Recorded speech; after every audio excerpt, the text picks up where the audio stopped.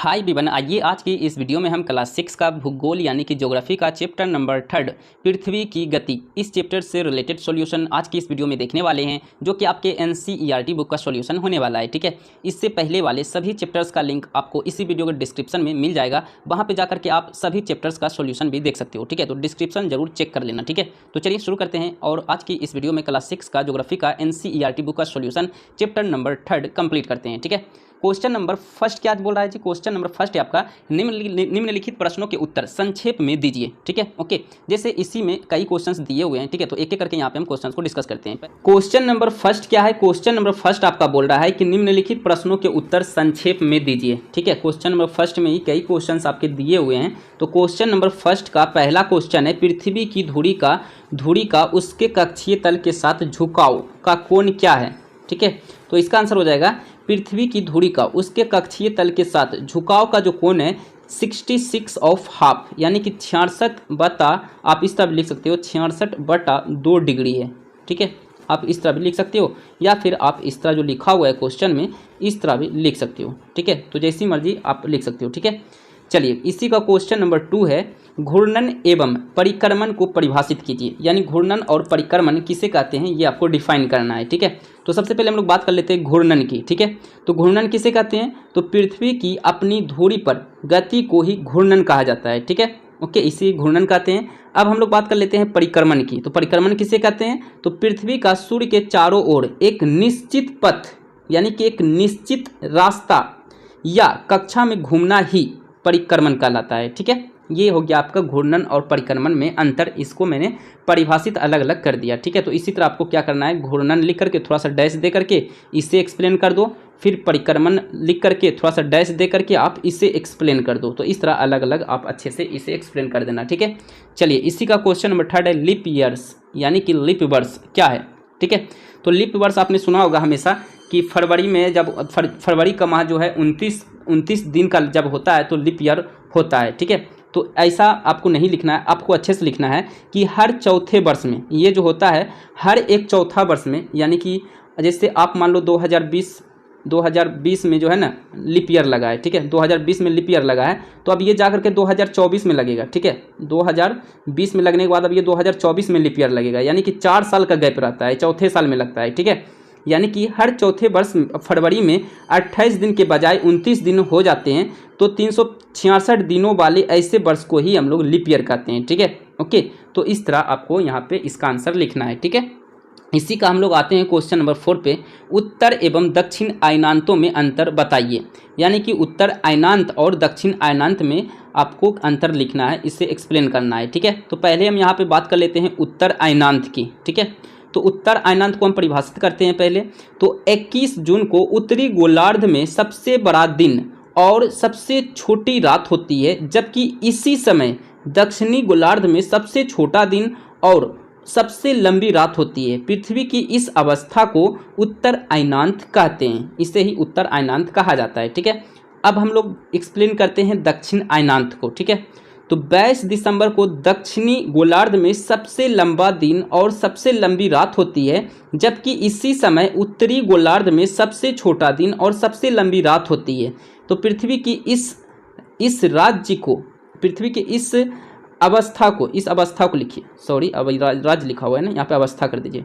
इस अवस्था को ही दक्षिणी अयनांत कहते हैं। ठीक है, तो इस तरह दक्षिणी अयनांत को यहाँ पे आप दोनों को इस तरह एक्सप्लेन परिभाषित कर सकते हो। ठीक है, तो अलग अलग डैश दे करके आप यहाँ पे इसे एक्सप्लेन कर देना। ठीक है, विषुवत क्या है जी? विषुवत, ओके, तो देखिए विषुवत क्या होता है, 21 मार्च और 23 सितंबर को सूर्य की सीधी किरणें भूमध्य रेखा पर पड़ती है। इस स्थिति में कोई भी ध्रुव सूर्य की ओर झुका हुआ नहीं होता है, इसलिए पूरी पृथ्वी पर समान दिन और समान रात होते हैं। यानी एकदम बराबर दिन बराबर रात होते हैं। ठीक है, ना छोटा रात ना बड़ा रात, ओके, यानी कि दिन और रात बराबर होते हैं, इसे ही हम लोग विषुवत के नाम से जानते हैं। ठीक है, चलिए इसी का क्वेश्चन नंबर 6 है, उत्तरी गोलार्ध की तुलना में दक्षिणी गोलार्ध में शीतकालीन और ग्रीष्म संक्रांति का अनुभव अलग अलग समय पर क्यों होता है? ठीक है, देखिए पृथ्वी जो है सदैव घूमती रहती है, पृथ्वी जो है सूर्य के चारों ओर सदैव घूमती रहती है। ओके, और यह दो गोलार्धों में विभाजित होती है।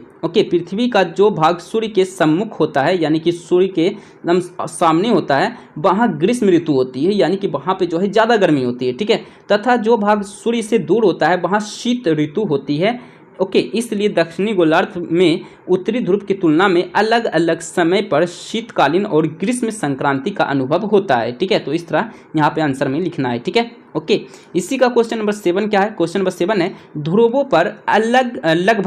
पर लगभग 6 महीने दिन और 6 महीने रात क्यों होती है, ठीक है। ओके, आइए समझते हैं।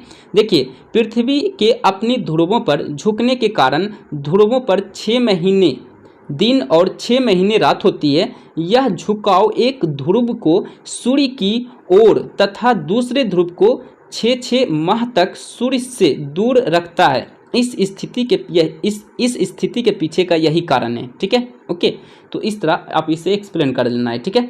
अब देखिए क्वेश्चन नंबर 4 में ना, आप देखिए क्वेश्चन नंबर 4 में मैंने आपको क्या बताया था? क्वेश्चन नंबर 4 में मैंने आपको बताया था कि उत्तर एवं दक्षिण अयनांतों में अंतर बताइए। ओके, अब देखिए कई बुक में जो है ना ये क्वेश्चंस आपको दिखते हैं, ठीक है। ग्रीष्म और शीतकालीन संक्रांति में अंतर लिखें, ठीक है। तो क्वेश्चन नंबर 4 में ही एनसीईआरटी बुक में कई बुक में ये क्वेश्चंस दिए हुए हैं, ठीक है। तो इन्हें भी समझ लेते हैं, ठीक है। देखिए, ग्रीष्म संक्रांति किसे कहते हैं? जब दक्षिणी गोलार्ध में सर्दी का मौसम होता है, ओके, और उत्तरी गोलार्ध में ग्रीष्म ऋतु होती है।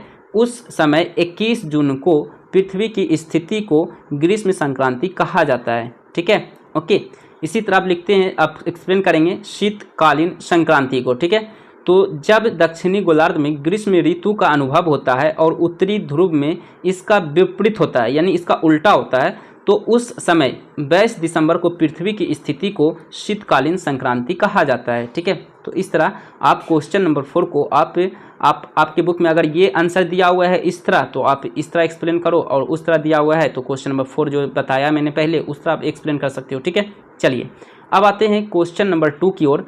सही उत्तरों पर निशान लगाएं, ठीक है। जैसे क्वेश्चन नंबर 2 का पहला क्वेश्चन है, सूर्य के चारों ओर पृथ्वी की गति को क्या कहते हैं? तो इसे हम लोग कहते हैं सूर्य के चारों ओर पृथ्वी की गति को हम कहते हैं क्रांति।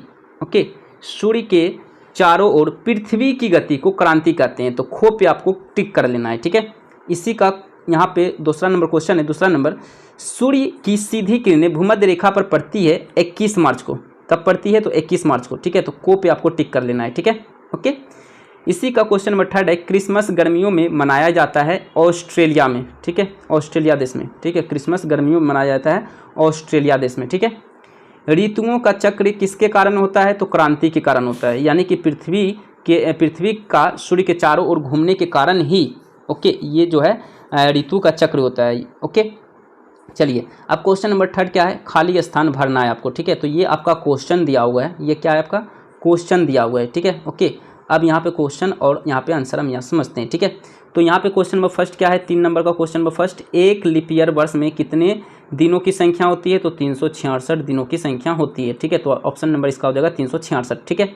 2 नंबर क्या है? पृथ्वी के प्रतिदिन की गति को हम लोग घूर्णन कहते हैं, ठीक है। पृथ्वी की प्रतिदिन की गति को हम लोग घूर्णन कहते हैं। तो इस 2 नंबर का यहाँ पर रिक्त स्थान में आपको भर लेना है घूर्णन, ठीक है। 3 नंबर क्या है? पृथ्वी सूर्य के चारों ओर अंडाकार आकार कक्ष में घूमती है, ठीक है, अंडाकार कक्ष में घूमती है, ठीक है। अब इसी का क्वेश्चन नंबर 4 है, 21 जून को सूर्य की किरणें कर्क रेखा पर सीधी पड़ती है, ठीक है। 21 जून को सूर्य की किरणें कर्क रेखा पर सीधे पड़ती है, ठीक है। तो यहाँ पे आपको 4 नंबर पे भर लेना है कर्क। ओके, अच्छा, अब क्वेश्चन नंबर 5 क्या है? इसी का क्वेश्चन नंबर 5 है, खाली स्थान ऋतु में दिन छोटे होते हैं, यानी कि सर्दी ऋतु में दिन छोटे होते हैं, ठीक है। सर्दी ऋतु में जो होते हैं दिन जो है बहुत ही छोटा होता है, ठीक है। तो यहाँ पे आपको सर्दी भर लेना है, ठीक है। तो इस तरह यहाँ पे आंसर लिखा हुआ है, 1 का 366, 2 का घूर्णन, 3 का अंडाकार, 4 का कर्क और फिर 5 का सर्दी। तो इस तरह आपको यहाँ पे फिल इन दी ब्लैंक्स में यहाँ पे फिल कर लेना है, ठीक है। सो इस तरह आपका चैप्टर नंबर 3 कंप्लीट हो चुका है। इसी तरह हम लोग मिलते हैं नेक्स्ट वीडियो में। आज के लिए इतना, वीडियो को लाइक करें, चैनल को सब्सक्राइब करें। So thank you.